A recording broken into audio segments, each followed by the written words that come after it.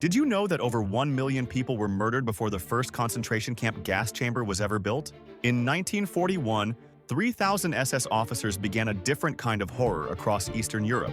They called themselves Einsatzgruppen, mobile killing units that moved village to village like a deadly plague. These weren't camps. Entire Jewish communities were marched to remote forests at gunpoint, forced to dig their own graves, then shot into the pits they had just carved from the earth. Officers sent detailed reports back to Berlin. Numbers, methods.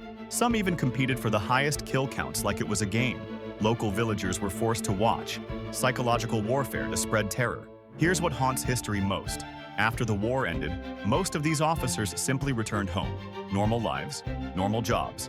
Despite documented evidence of mass murder, many were never prosecuted.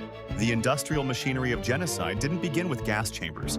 It began with men carrying rifles into forests,